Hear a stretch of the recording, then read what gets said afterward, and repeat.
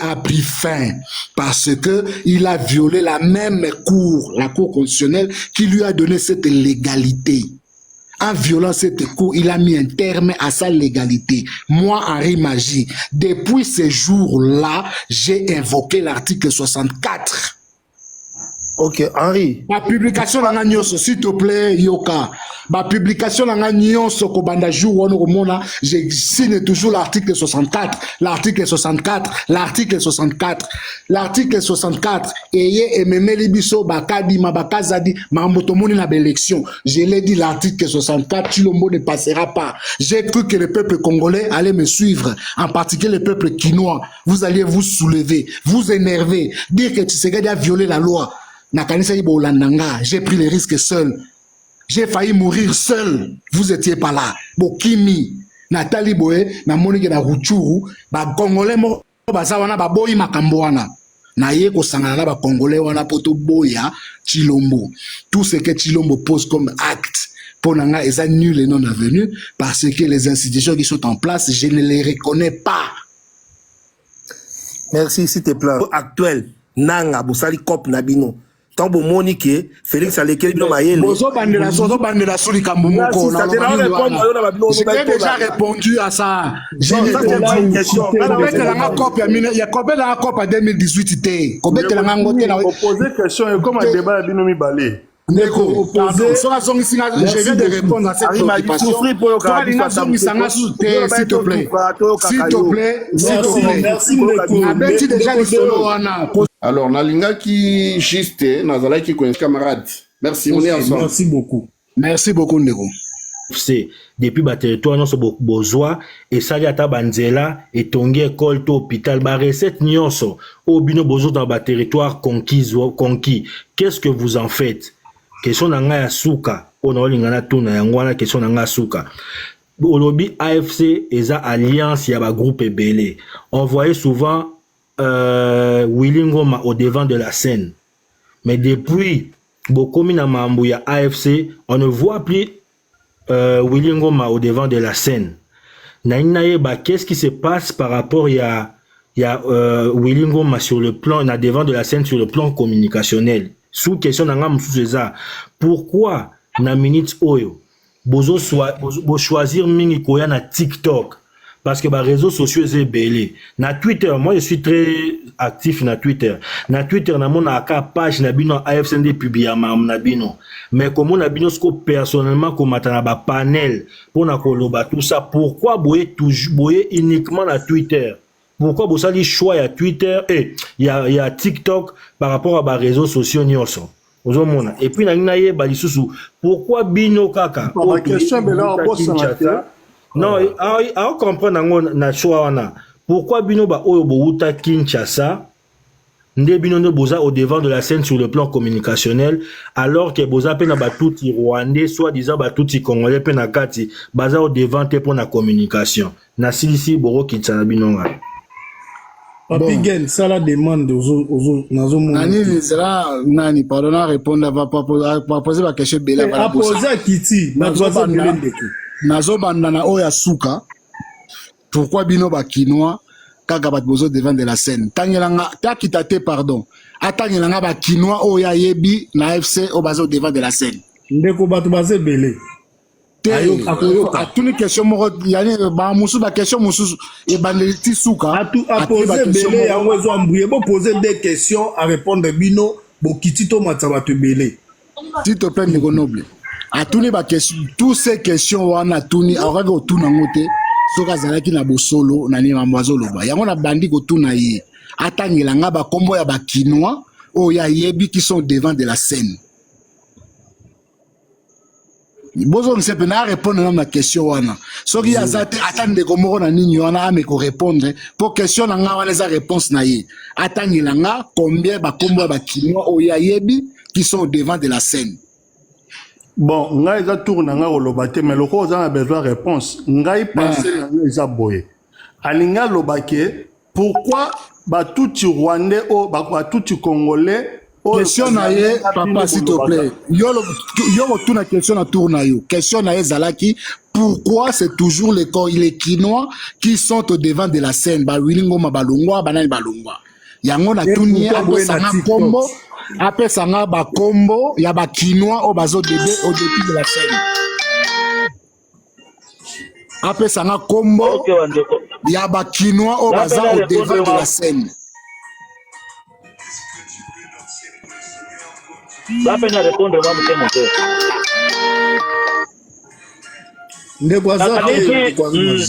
Comment ezate Kinois moko kaka azali ezanga Henri Magie. Pardon, Kinois zaka moko nga Henri Magie. Yannick Tisola et de Lualaba, Fanny Akaj et de Lualaba, Nani Adam Chalo et de Lubumbashi. Petite sœur Nabiso Brenda, il a service après soit ça na ba Lores na ba Willingoma. Elle aussi de Kinshasa, Karabiso Mibali. Brenda Nangai. Sikoyo ba Kinois ba jouer devant de la scène ba ebele banani. Peut-être yo comme Kino la de la mingi ba TikTok ba Kinois ou la Henri Magie ou la peut-être même sous Brenda, toza na camarade noir la Brenda, ozomo na Henri Magie mingi, ozomo na Brenda mingi yo boule ke ba Kinois ba tubaza mingi. Or non, ba Kinois ba tubaza mingi, biso ne kutoza mukie. Deuxième question, oya katikati, ezali sur Rubaya. Hein? Ezali sur Rubaya, ba mine, bana bozui, botongi bekole te, botongi banini te, ba mbonga ba mine, bosa na ngonini. Papa na ngai, opportunité question ya malonga makasi. Yango se comparer si on a Tshisekedi, des pères et des mères. Mukwa Tondolo, le roi soleil. A commis président le 24 janvier 2019. Ti Toboto Bunagana 2022 n'a sauté la date exacte. Kobandawana Tiwana ça faisait 4 ans. Nambongo nyoso Ruba et Kotisaka. Félix Tshisekedi a tonga nini na Ruchuru. Tila Masisi. Na 4 mais biso na 8 mois. Biso na 8 mois. Na 8 mois to sali Ruba ya kuto jongo ya 8 mois te Ruba to jongo ya 2 mois. Na beta le solo biso na 8 mois. Oto tongi be kolte. Nous avons réhabilité des routes. Na beta so banzela. Benga ndeko na yo azana na territoire Rubero ya Masisi na ya Ruchuru. Oto na ye na lelo na tanga Tshisekedi. En termes ya kutambo na nzela qu'est-ce qui est mieux? Totie la biso na asphalte te totie béton te. To fongoli banzela ya mabele. To tongi ba pont. Place ma ezalaki totie ba pont. To tongi ba pont en solide. To sali nzela mabele. Ruba ozobeta li solo. Sous Tshisekedi nzela ezalaka te akolongwa aucune ville ya nord qui vous tire Ruba nzela ezalaka te ba benga nini ba chantier ba nzela zamba wana ni ba benga ba chantier. Na ba moto zo ba chantier au mona moi nini mo muke nzela moto le kaka pona okende Rubaya tozu Rubaya il y a 2 mois kende otala siko so nzela ezate so ba kendaka toujours Rubaya na ba chantier 2 mois ya pamba na 8 mois to renouveler stade pelouse à stade ya Ruchuru et les ezana ba modérateur no moko bazana ba okitsanga fi moko azawana ya modératrice na yo yemta okitsanga. Ah, totongi to renouveler stade ya Ruchuru. Comparant na stade ya Bandundu ville, so ekokani, capitale ya Bandundu ville. Tshisekedi a sali 7 ans sur 8 ans. Biso sali le côté et pas na biso courir kata na raté.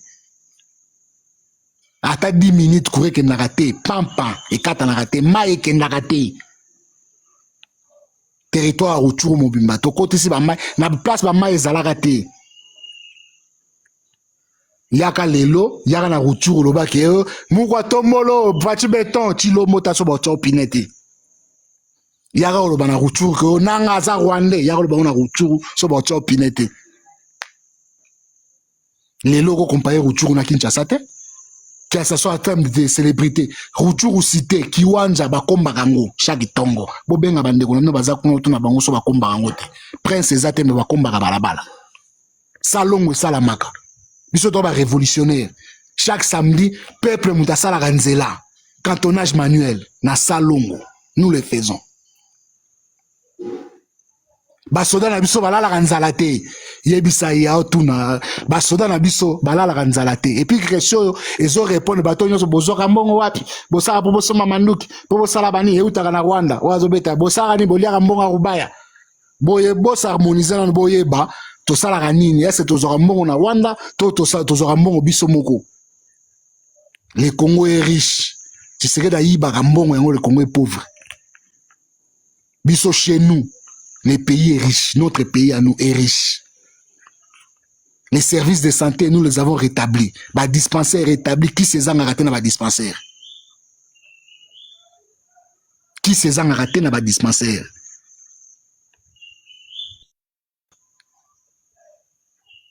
Nani, Monseigneur Nani, Chole, Aloba Nabino, côté Kuna Nangande Mukonzi. C'est lui le président là-bas. Dans notre pays ici, nous sommes plus riches que votre pays, là, la RDC. En termes, il y a vie sociale. Et cette prospérité, auto sala na Rutshuru, auto sala na Masisi, auto sala na Lubero, cette prospérité-là, il y a un autre moment na Kinshasa. Tous les Congolais aux Alandengwana. D'être réussir miracle en 8 mois, miracle ya courant, d'être réussir miracle ya mai. Pour ba mai wana courant wana ezalaka avant biso ezalaka me bandai ko salate. Ezalaka me bandai ko salate. Ezaki le roi esne la kini courant ezalaka nango me yaka te. Bon mon n'arrive pas voisin na mine pays mais pas la mine comme raté. Oh nini yaza na départ unique. Courant wana ezalaka me bandaka ko salate. Biso toye esalaka 24 heures sur 24, mai bimaka 24 heures et bandaka banda ba belge. Le quoi biso na boliaka mbongo. Hein? Franc congolais. Ah, merci, continue. Et comme écoute, on a 30 000 et pas na biso, ah, va changer biso na 27. Bah, petit, bah, on biso là, on a lobby pena, soit pesa na 30 te, et inda. Pour bah, lobby, on a qui ne comme 30, biso, on changer biso na 27 points. Nini, so Robert Sola Bunagana, Bunagana, c'est une ville frontalière. Comme na Mokili Mobimba dans les villes frontalières, dans les villes frontalières, les monnaies des deux pays s'échangent sans problème. Si tu es du côté ougandais, on a des francs congolais, les commerçants les prennent. Quand ils sont à Brazzaville, Brazzaville, le Bamboka est à côté de Congo central. Na bossa ba Congo Bamboka, ba kota kita Congo Brazzaville, côté de Congo ya yengi kuna. So ke kuna au côté na bar au soma masanga na franc congolais. Il y a franc congolais à biso na France c'est faté. So que pour na France c'est fa au so pour na côté Congo côté bar au foot na France c'est fa. Bamboka nyonso pembe na ba frontière mbongo elia maka de deux côtés. Shilling elia maka na ngambu na biso, franc congolais pe elia maka na ngambu na bango. Ce sont des villes frontalières. Donc échange en mbongo za na ngote so kindeni tous les deux monnaies et salama. Mais par contre, avant biso toya, les francs congolais ne se prenaient pas. Quand le territoire était encore contrôlé sous les FARDC et les Ouazalendo, les francs congolais ne se mangeaient pas. On mangeait les shillings. Mais depuis Bissotoya, les francs congolais se mangent et les shillings aussi se mangent parce que nous sommes à la frontière. Et puis, ils ont la frontière na Rwanda, ils ont la frontière na Ouganda. Merci. Question me retirer na bossa question mo. Non, ne quoi rien na poser. Merci Harry Magie Ndeko. On se poser des questions au Kiti Batbazé Belé. So bo poser ma question. Azo ba élocution moulaï, là il faisait olala. OK, merci. Ndeko Harry, tant aux intervenir, ngala oki passe na motema na oki mawa. Parce que je suis contre le gouvernement actuel na Congo. Mais, koyoka position bino bozoye la na façon ya koloba. Na regretter makasi. Donc, koya na bino bozoya po bo retoucher ba traçabilité nyon surtout o ya RDC pozo benga ngoke akoko batikela biso ngote batu batikela biso ngoza Léopold D. Donc, pour na bino nenge boyoka na ba Rwandais. Le roi va soutenir bino bino pe faut pesa bango une partie à mabele bino pe faut pesa bango une partie à mabele façon na yo ke liyo koloba wana première question nanga deuxième question nanga eza boye est-ce que boyebi agenda ya ba Rwandais na sima na bino parce que nanga zalaki na poids politique te mais aye et pas na côté ya est directement M23 Koufi na ba groupe nyonso mike et koti na kati ya AFC poids nini nanga zalaki nango amela a absorber ba groupe wana nyonso tout parce que M23 banda kala comme koki kondima kotika et côté pas nanga poids nini nanga zalaki nango est-ce que ça j'ai à Kagame te atie ba congolais ba bunda entre bango na bango po hier dans l'épargner comme ça tant boko poussa na yabi misamutu merci beaucoup ndeko kokitana noté avant kitana poser question est-ce que vous sanga CV ya Corneille nanga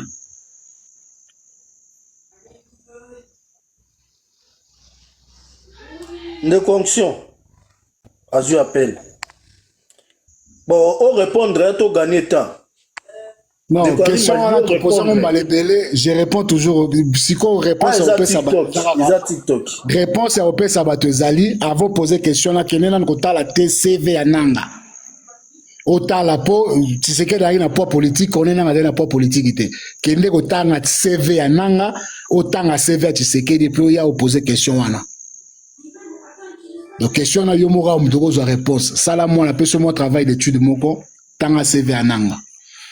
Na question liboso alobi pe belé na bosa na sous question liboso ezaki sunini bande ko bo rappeler biso d'accord noter il faut avoir l'habitude d'accord noter que ba question le ki milai mutava tozo a poser question zo no ba ta vie na e sans poser question on poser question noter kaka le maxi noter kaka oya muke et puis après soko bosa ni ba yebisio poza politique ba ko aider ote. Première question d'ailleurs na bossa une première question notaka papa boko dije batozo ko yeba alobi boye est-ce que kuyana bino place naza na papier na bikité donc ozana Charles kuna ozana Charles baza ba intellectuel on passait biso de Charles si je me trompe na ko rappeler est-ce que afandi wala zo yo ka pas rappeler ba question batuni ndeko azali compatriote yoza na poto papier na bikeza pemeno nga naza na zamba na zamba na papier te na bikité oza téléphone na ça na ba no enregistrer la question ça ne sert à rien ya ko kemila ina yango question na eza kike est-ce que arrivé na bino Kagame azana sima na bino te pour que dès que boko manaki Kagame s'afficher c'est ça agenda caché merci ndeko comment on répond à ça répondre à question là mbalebele et ça la même question qui revient qui dit est-ce que pour c'est les Rwanda qui bat soda Rwanda bazar c'est la même question la ça répond à mbalebele live c'est une affaire des Congolais pour des Congolais ndeko boku tatunaki so les anengwana te pour musique la bino ki makasi ndeko mo atunaki pour chose question na eza boye question nezaki boye a poser aux questions boye alobi omonité discours yo tenir na makambo ya ba Léopold banini tout ça comme ça là donc vous on a que agenda caché na bino OK merci ndeko voilà merci na histoire alors est-ce que pardon c'est na tangu Léopold azo koma makambo wana Kagame azalaka tangu Léopold azo sala ba abeta boule na ye Empire et Matuti na bino wana ezalaka na Berlin kuna na Bruxelles. Tant on a zobeta l'histoire Léopold II pour faire voir aux Congolais notre hymne national pour ba Congolais ba yoka ba yembade bo Congolais emso ba yoka makambolo ba na katité. Notre hymne national nous dit ceci: unis par les sorts, unis pour l'effort. Pour l'indépendance. Pourquoi les sorts, pourquoi l'effort? Banana biso fobayo kaka, vous appelez démarche pédagogique. Nous sommes unis par les sorts, qui veut dire que tokana makate, tous à l'ensemble. Mukongo na muswahili bakana makate bazala bandeko. Babanda écoute comme ça, ni même commerce y a pamba. Babanda ko sala te. Faut ba soyeli ba no sala commerce vers l'océan Indien, ba Congo ba no sala commerce vers l'océan Atlantique. Donc to kana makate to koma bandeko. C'est ça le sort, uni par le sort. Sort wana c'est Léopold II. Na Bruxelles na ye na bakuti na ye na babangi na banako mela abule ke pas sa peuple ba peuple moko bela ta bango place moko et comme cop na ye ye mo comme propriétaire ma solo nyos. C'est ça le sort. Uni par l'effort. Effort au balobara que Congolais au fin de la place Moroté. Lumumba nous a dit les plans étaient déjà de balkaniser. La Belgique avait prévu de balkaniser les Congos. Mon Belge andimara que Congolais au fin de la place Moroté au Panzana. Il a dit Bako Panzana. Ils ne seront jamais mis en Bako Panzana. Mais l'effort pour l'indépendance, c'est-à-dire jour il y a indépendance, Lumumba na Kasavu batikala jamais koyokana. Mais Bakasavu ba komi Bruxelles ba habite au fan de soki Lumumba zate. Voilà Lumumba na prison. Bayokani qui pone moto moko tantara boga ata makambo yoka banzembo wana. C'est ça l'effort. L'effort pour chasser les Belges a fait que to sangana. Yango hymne national lobaka uni par les sorts, par Léopold II Mtasangi Sabiso à cette place moko, uni par l'effort. De to sangani susu pona ko luka ko bengana ba Belge. Effort wana et biso nyos ensemble, toza ko mega ko sala ba bengi bongo la nation congolaise. En réalité, nous sommes multiples. C'est cette nation congolaise que nous devons bâtir. Nous devons les bâtir. Mais ce que nous devons bâtir, on a esprit que nous devons bâtir.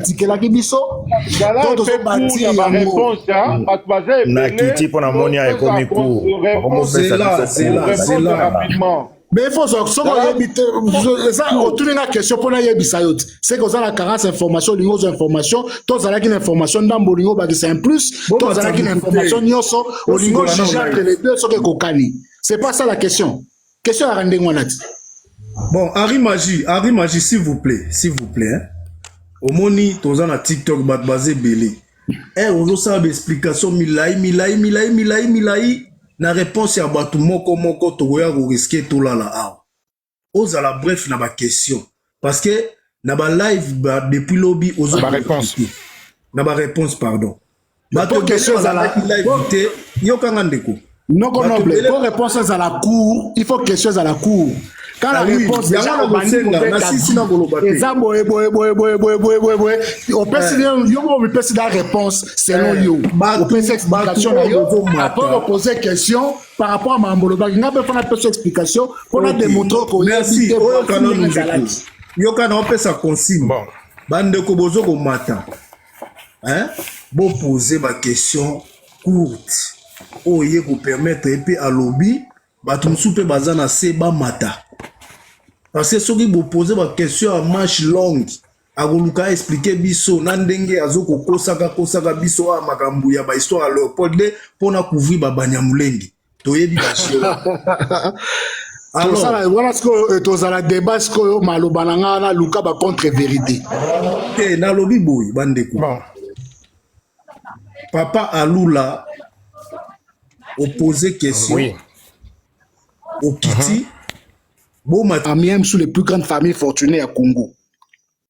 Prêtresse au Sarantène à Lola, Batiki Nyonso. Elle a tout abandonné. Et elle a mis sa famille à danger.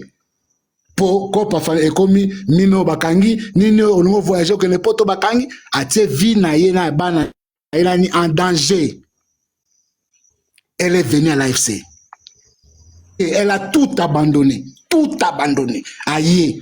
Olo banaye ka osala ki élite na ye pona ba minéraux bazala ki nango déjà bango ba kololo là-bas elles ont déjà des minéraux mais la banane ça pour venir ndeko mabe na biso ba congolais to kanisaka ke ngana lukaka boro wana zwaka te c'est yé pas zo lukamu te vie na yo ya yo yanga eza yanga il y a des engagements personnels. La politique c'est une affaire de conviction, il faut croire à ce qu'on fait. Moi, je crois à ma lutte. J'ai cru à Laurent Désiré Kabila, c'est mon dogme. J'ai cru en Joseph Kabila, je crois encore à Joseph Kabila, c'est ma doctrine. Il me montre la voie, un modèle dans la politique. Aujourd'hui, je me bats à côté de Corneille Nanga parce qu'il est dans la vérité. Kozongi Selanga Théo en 2018, chef Nao Nanga, en 2018, j'étais au PPRD, Corneille Nanga n'était pas au PPRD.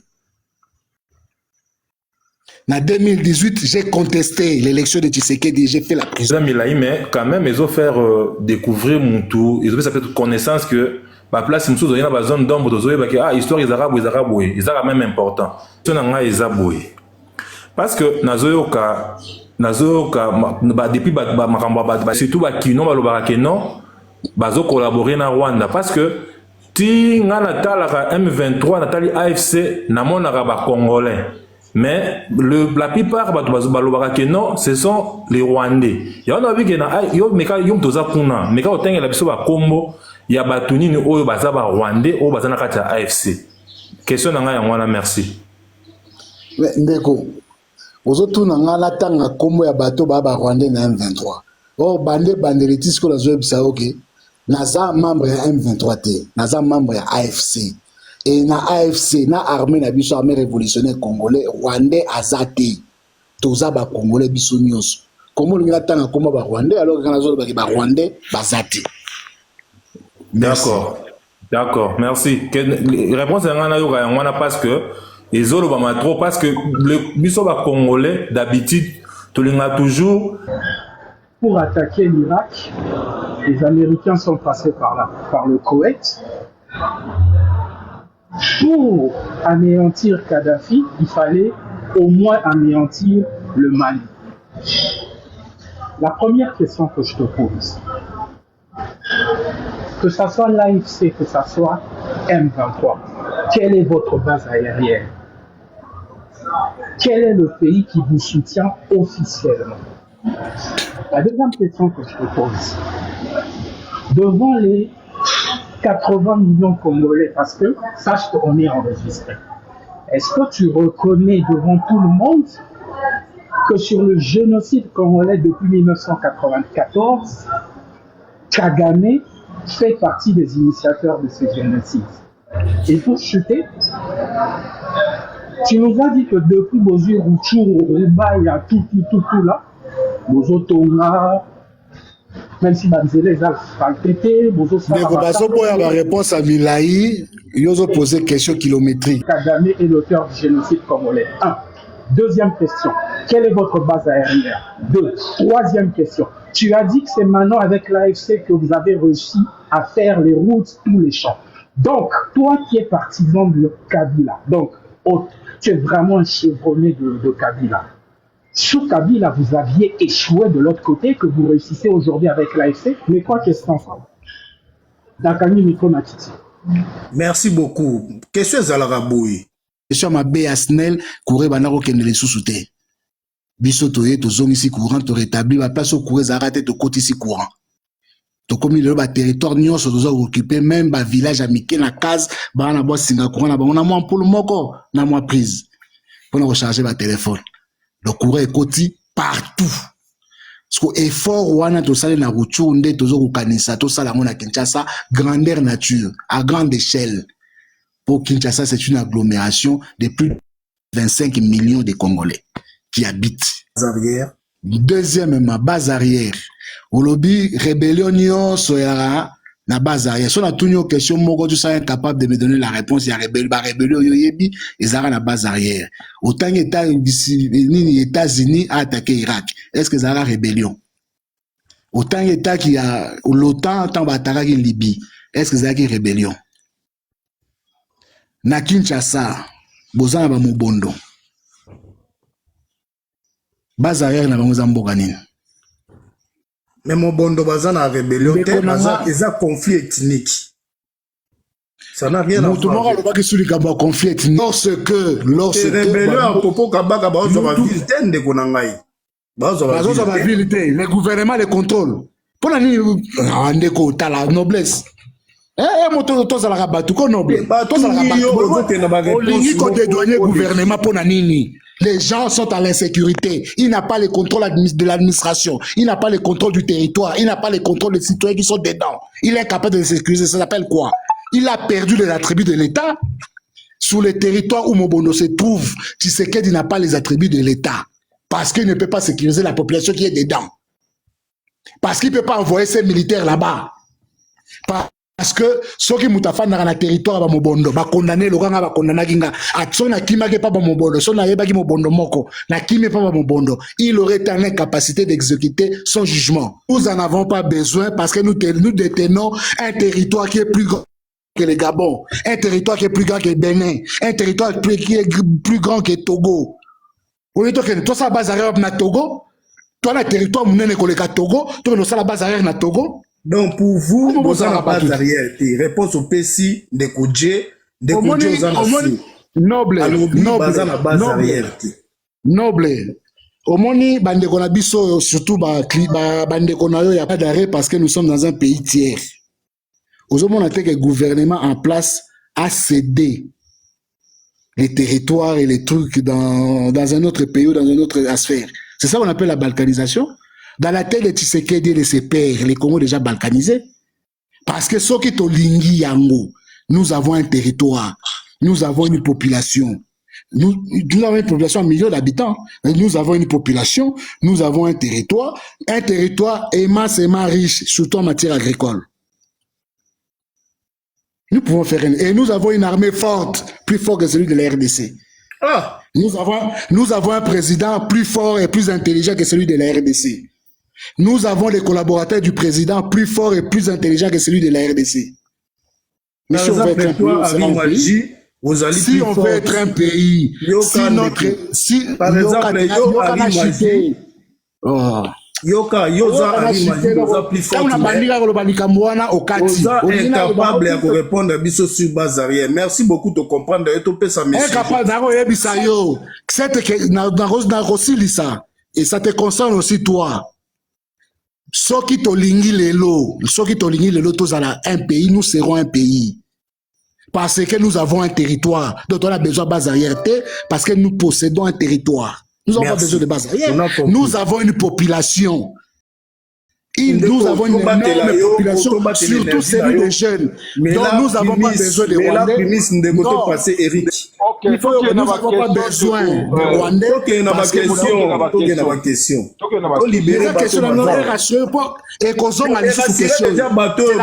la quatrième fois que Zongi. Oui, c'est bon, tu comprends que vous avez la base arrière. Eric. Rapidement, dès que nous sommes tout que le fédéralisme est constitutionnel. Dans notre constitution, on n'a jamais prévu le fédéralisme. Donc, vous serez censé de violer la constitution ou de modifier la constitution ou de changer la constitution pour instaurer le fédéralisme. Ça, c'est la première question. Bon, deuxième question, je vous ai suivi une fois en train de dire que la seule chose qui vous a raconté Tina Kabila d'avoir choisi Félix Tshisekedi comme président. Mais pourquoi on s'éterniser toujours à dire que Kabila c'est ton modèle, Kabila c'est je ne sais pas quoi aux ont inventé ou pourquoi au moment où il a commis une cause erreur au lelo les Congolais bazo fouta yango na mes gestion ya Félix Tshisekedi. Merci. Des questions rapidement voilà. La deuxième question. La deuxième question pour la balayango mbalamoko. Kabila c'est mon modèle. Où est le rapport na mamananga na mamanini et que Kabila soit mon modèle? Il n'y a pas de rapport. Kabila c'est mon modèle politique. C'est l'exemple archétype. C'est mon exemple. Ça n'a rien à voir. Et ça n'a rien à voir avec la modèle nanga. Aza modèle nanga. Tu as parlé sur mon modèle. Sur mon modèle, non? Non, on a dit que c'est mon modèle politique à moi. Qu'est-ce que ça a à voir avec moi? Tshisekedi, c'est mon modèle, c'est le modèle politique d'Henri Magie. Poser question qu'Henri Magie, yo lo ba ye Kabila boy. Alors que modèle na boy, koko tsangana ngate ko tselanga Tshisekedi. C'est mon modèle à moi, Henri Magie. Donc je peux répondre pourquoi j'ai choisi Kabila, là je peux répondre parce que c'est mon modèle. C'est la deuxième question liée na wana. Donc maintenant instauration, il y a fédéralisme. Il y a fédéralisme. Oui. Okay. Dans notre constitution, ce système n'est pas prévu. OK. Premièrement, qu'est-ce que cherche à faire Tshisekedi maintenant sur la constitution? Aligné a changé en mot. A tout beau répondre, Aligné a changé en mot en violation de ce que dit la Constitution. Dans le modèle actuel du Congo, la Constitution ne peut pas être révisée parce que, 1, c'est lui qui a déclaré l'état de siège. 2, c'est lui qui a dit que les Rwandais nous agressent. 3, c'est lui qui a coupé. Il y a d'autres territoires en dehors. Il y a Nord qui voit au Bélection Salamagité. Par exemple, à Massimanimba. On doit faire les élections à Massimanimba, salité. Donc, c'est-à-dire, Nata Otozali, on ne peut pas toucher ni à la révision, ni au changement de la Constitution. C'est ce que dit la Constitution. Mais tu sais que la ligne au salam. Pourquoi? Pour ma union, ça va au salam. C'est la violation de la Constitution. Réponse, ne parlez pas de Tshisekedi, parlez de votre leader. C'est ça ma question. Tu vas le savoir. Attends, au salinini, le rôle de Mouta Tshisekedi fait ça, le gars Mouta ma passe. Donc, je les dis. Maintenant, je l'aime même pas. Maintenant. Répondez à la question. Maintenant, il faut parce que c'est la deux conditions qu'on peut changer la Constitution. Le modèle au Congo, c'est l'élo. 1, un soulèvement populaire. 2, une révolution. Tu as compris? Donc, ce que nous allons faire, c'est constitutionnel. Nous allons changer la Constitution parce que nous sommes venus par une révolution.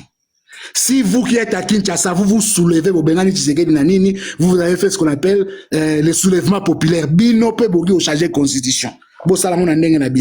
Faites cet effort au lieu que ça la biso, bino bosala ngobo bengana Tshisekedi, parce que c'est les deux conditions, révolution ou soulèvement populaire. C'est alors que celui qui est passé président de la République était de l'autre bord. Et cet accord a été fait devant témoins, y compris 3 chefs d'État africains. Est-ce que vous pouvez le confirmer? Je confirme que l'accord a été signé devant témoins militaires, témoins politiques, et qu'après, l'accord a été validé et certifié par 3 chefs d'État africains. Est-ce que vous pouvez les citer? Et bien entendu, c'est le président sud-africain, c'était l'ancien président kenyan et le président égyptien. Première question par rapport à l'accord au cornet Nazalaki Nango avec Kabila, Félix Tshisekedi, Naye. Ça, c'est la première question. Deuxième question, Toyo Kalissousou. Au nom du groupe Europe des Nations des Libertés, Monsieur Schaffhauser. Je voudrais d'abord remercier mes collègues, une fois n'est pas coutume, pour leur pertinence sur l'analyse du Congo et plus particulièrement Monsieur Pittella. C'est un pays que j'aime beaucoup. J'ai moi-même été auprès du vice-président dans la période de transition, Zaïdi Ngoma, et j'ai suivi cette transition en étant un des acteurs. La difficulté du Congo RDC, c'est sa richesse. Puis-je rappeler que Laurent Désiré Kabila était allé chercher, on est allé le chercher, parce que l'Ouganda et le Rwanda avaient décidé, sur ordre d'une puissance extérieure, je peux donner des précisions, d'envahir le pays. Puis-je rappeler que pendant que Laurent Désiré Kabila envahissait le pays, un certain nombre de sociétés signaient des contrats. C'était des sociétés américaines. Puis-je aussi rappeler se retourna en étant patriote pour son pays, on décida, ici à Bruxelles, j'ai eu l'information, je peux dire de qui, il est décédé depuis, son élimination, et qu'on est allé à Washington chercher... Maman Kiki. Il était de nationalité rwandaise et qu'on allait en faire un président. Tout ceci est de la manipulation. Ce qu'il faut pour la République démocratique du Congo, c'est une souveraineté retrouvée, une armée qui se batte effectivement, une MONUSCO qui est au service de la paix et qu'on arrête les prédateurs qui sont liés et avec des États hypocrites liés à des multinationales. Merci beaucoup. Ok? Expliquez-moi dans ma première de question. Deuxième de question. Kabila, mindele bango moko bazo confirmer que Kabila c'est un Rwandais. Ton idole soi-disant. Ok? Quand nous lobby que Léopold II, Moutazali chef Nabiso, Moutazali Bamakamno, donc Léopold II, ils ont confirmé que Kabila c'est un Rwandais. Bazoua qui est expert pour manipuler comme président et Kabila a même libiso contrat à CNDP qui a au Kotisi Makambu ya ba militaire na biso ba Rwandais na kati ya militaire. Kabila pe ye moko a renoncé kapona makambo ya contrat wana ya CNDP. Tout à l'heure, na moni ndeko na biso atunio makamba baza. Question des amis, maman Kiki. Question. Otali durée à question. Non, la question. Papa, il m'a dit la réponse. Question, il y a du bon sens base arrière. On signe 3 questions. Non, on peut 3 questions. Question, Kitisayo. Base arrière. Parce que j'avais compris que tu n'avais pas compris ce que ça veut dire le base arrière. Bino boza ba rebelle. En Afrique, Minduki et Salamakate. On n'a pas de Minduki. Ba Minduki na bine uta awapi. Parce que pose un Minduki, il faut un état. Alors quel est l'état qui vous donne vos Minduki au bino bo utilisaka au bozo tata ba photo na bino boza la ba Minduki et tout comme ça. Ba Minduki on ezo uta awapi. Parce que tu as même pas compris ce que ça veut dire le base arrière. Minduki. Ok, merci. Papa il m'a dit zela. Toi tu sais que di Chilombo. Akabola Minduki ya akabola ngo ba vieux ya akaboli Minduki. Biso to eto beti bango to récupérer Minduki. Pango pona ba contrôler nde Kabila. Si yo mutoloba kiamo. Oui. Nazo rappeler yo. Alors et ça là que lokola bazaki na complicité avec l'Ouganda avec ba service mususu. Alors azwaki une partie à Cantona qui bango si je comprends bien à Tchaki bango na na Sarambo sur Sarambo. Au continent na peso idée. Na peso idée parce que bungu sagiamo.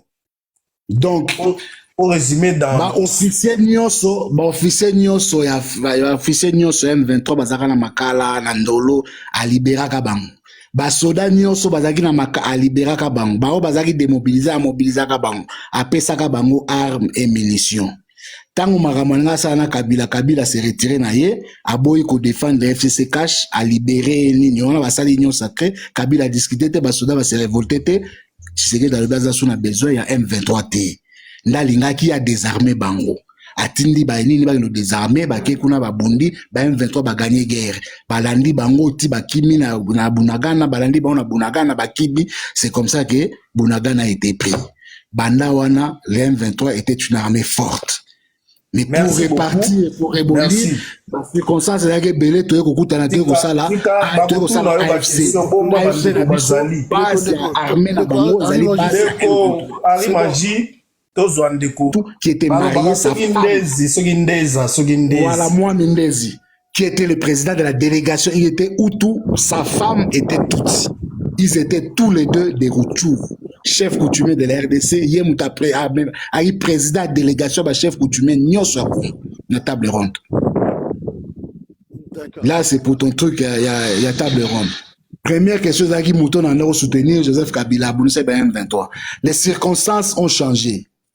Ce n'est plus les circonstances de 2023, de 2013 ou de 2012. Nous sommes dans les circonstances de 2023. 10 ans après. Qu'est-ce qui s'est passé dans les 10 ans? L'exil. Tshisekedi a voulu les assassiner pour empêcher les Cambo maman m'aura posé une question liboso ya bakor. Tshisekedi alinga bon bato nyonso baeba ki bakor o ya signaka. Tous, il les a tous neutralisés. Il veut tous les neutraliser. Pour alinga bomba secret na ponaye. Alinga ka bomba ba M23. Les M23 se sont défendus. Na ki défense alinga ka bomba Corneille Nanga. Corneille Nanga s'est défendu. Alinga bon Henri Magie s'est défendu. Les circonstances qui ont conduit à la naissance de l'AFC, c'est l'envie de Tshisekedi de tuer ses compatriotes. Satisfait? Voilà l'envie. Donc, ça dit que les circonstances de 2013 aux circonstances de 2023 ne sont plus les mêmes. Les M23 de 2013 et les M23 de 2023 ne sont plus les mêmes. Les revendications qu'ils avaient en 2013, en 2023, ils les avaient plus. Parce qu'ils avaient connu la prison, l'exil, les trucs, ils étaient anéantis. Ils avaient plus ces exigences-là. Ils se sont rendus librement à Tshisekedi.